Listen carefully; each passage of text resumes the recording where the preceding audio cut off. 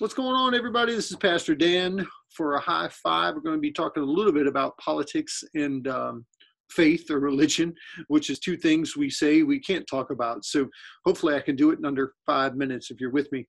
As I was praying about this, I was looking at Revelation chapter 22, which comes on the heels of John's revelation as he shares this to the church. It's really, this book's intended purpose is to encourage the persecuted church. And as he concludes, he falls on his face, really worshiping an angel. And the angel responds in Revelation chapter 22, in verse 9, he says, "You must not do that. I am a fellow servant with you and your brothers and the prophets and those who keep the words of this book." Then he says this, the angel says to John, "Worship God."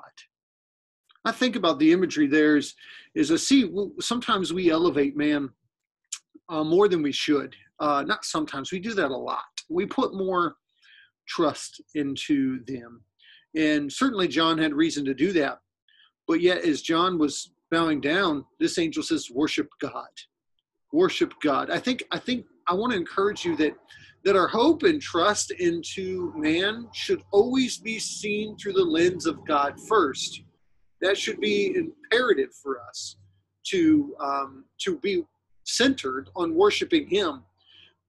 This presidency will absolutely impact the lives of our brothers and sisters, of all of us. And that is very real, and that needs to hold weight. It should be a concern of prayer for us. But regardless, whoever wins, we're going to be left wanting more.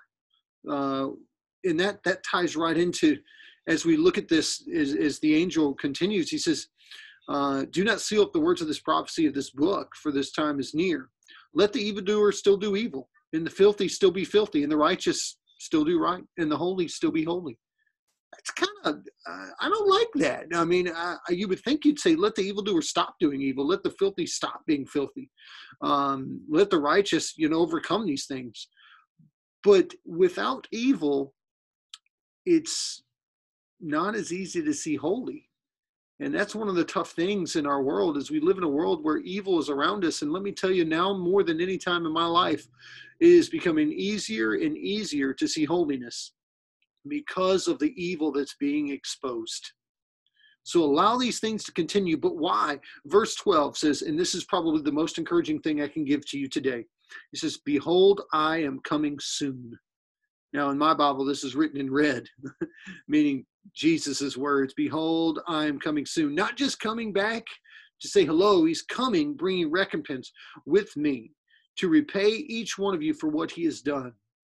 There's an element of trust that we have to place into God, that he has the final judgment, and he is coming to make things right.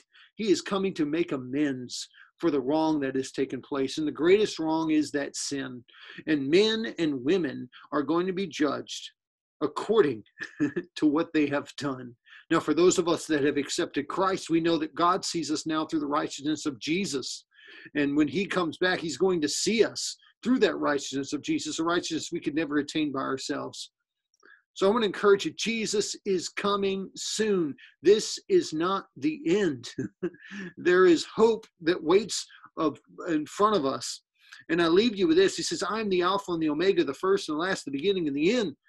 It's not just that God was there at the beginning or God will be there at the end. No. He is the beginning. He is the end, the final say. So this has great impact. This election has great impact into our culture, into our society. And we know that, and we feel it. Brothers and sisters, we know that.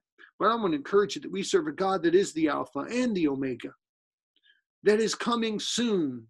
Not just coming soon to save us, but to make right. And his judgment is whom we have to trust in more than our own.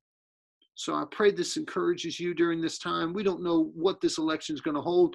We don't know what the outcome is going to be of who leads, or even what's going to happen to our communities. I know businesses are preparing right now. Fear is alive and well. But I want to encourage you that we serve a God who is coming back soon, who is the Alpha and the Omega, and he's coming, and he will bring the final judgment and bring us, those that have chose to follow him, home. Have you chose to follow him? Have you chose to follow him and allow his righteousness to wash you clean.